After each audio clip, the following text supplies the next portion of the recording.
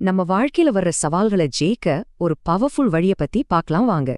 Office politics ஆகட்டும், social dynamics ஆகட்டும், சண்டைங்கிறத தவிர்க்க முடியாத ஒரு யதார்த்தம். சிலர் இந்த மாதிரி உத்திகளை ஒரு எலீட் விஷயம்னு ஒதுக்கிடுவாங்க.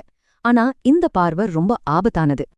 அதுக்கு பதிலா தந்திரமா யோசிக்கிறது தான் இந்த நவீன உலகத்துல எல்லாருக்குமான ஒரு அத்தியாவசிய திறமை. எந்த ஒரு உத்திலையும் முதல் மற்றும் மிக முக்கியமான படி உங்களை நீங்களே கட்டுப்படுத்துறதுலேருந்து தான் தொடங்குது. பாருங்க, ஒரு சமநிலையுள்ள நபர் நிதானமா செயல்படுவான். ஆனா சமநிலையற்றவர் மனநிலைக்கேற்ப தார்மாரா எதிர்வினையாற்றுமார். ஈசாப்போட கதையில வர்ற மாதிரி திரும்ப திரும்ப கடினமான சூழ்நிலைகளை சந்திக்கும் போது மன உறுதி அதிகமாகுது. இப்போ இந்த மரண பூமிங்கிற கான்செப்ட் ரொம்ப சுவாரஸ்யமானது. கவனிங்க, மெக்சிகோல ஹெர்னான் கோர்டெஸ் இத சூப்பரா பயன்படுத்தினாரு. தன்னோட கப்பல்களையும் மூழ்கடிச்சு. சரி, அடுத்த தோணுக்கு போகலாம். இது மத்தவங்கள புரிஞ்சுக்கிறது பத்தினது. மக்கள் தங்கள அறியாமலேயே சின்ன சின்ன சிக்னல்ஸா அனுப்புவாங்க. நாக்கு தவறுறது, குரல் மாறுறது, இப்படி. தாவீது மற்றும் சவுல் கதை உண்மையான நோக்கங்களை வெளிக்கொணர ஒரு மறைமுக சோதனையா காட்டுது.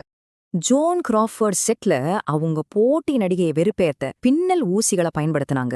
ஷீரர் எவ்வளவு நாகரீகமா இருக்க முயற்சி செஞ்சாலும் அந்த கிளிக் சத்தம் அவங்கள எரிச்சல் ஊட்டவே செஞ்ச ஒரு தந்திரம். கடைசியா ஷீரர் கத்துனப்போ அவங்க மனசுல மறைஞ்சிருந்த கோபம் வெளியே வந்தது. இது கிராஃபர்டுக்கு ஒரு உத்தி சார்ந்த வெற்றி. ரொம்ப சக்தி வாய்ந்த உத்திகள் பெரும்பாலுமோ மறைமுகமானவேதான், நேரடி மோதலை தவிர்க்கும். ஹாஹா, உங்க அணுகுமுறைய ஒரு கூரிய கத்தி மாதிரி நினைங்க. துல்லியமானது, அதே சமயம் நுட்பமானது. ஜுஜிட்சு பாணிங்கிறது எதிராளி முதல் நகர்வை செய்ய விட்டு அவங்க வேகத்தையே அவங்களுக்கு எதிரா பயன்படுத்துறது. மௌனம் அல்லது கூர்மையான விவரங்கள் மாதிரி மறைமுக தகவல் தொடர்பு நேரடி பேச்சை விட சக்தி வாய்ந்தது. இந்த கதை ரொம்ப அழகா விளக்குது, வளைஞ்சு கொடுக்கறது எப்படி முரட்டுத்தனத்தை விட ஜெயிக்குதுன்னு.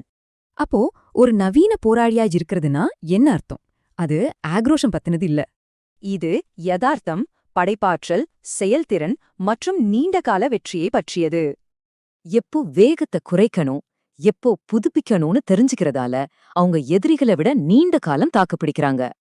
உங்கள மாஸ்டர் பண்றது, மத்தவங்கள புரிஞ்சுக்கிறது, மறைமுகமா செயல்படுறது, இது உங்களுக்கு ஒரு பெரிய அட்வான்டேஜ் கொடுக்கும். அப்போ சொல்லுங்க, உங்களுடைய அடுத்த போருக்கு நீங்க எந்த உத்திய தேர்ந்தெடுக்க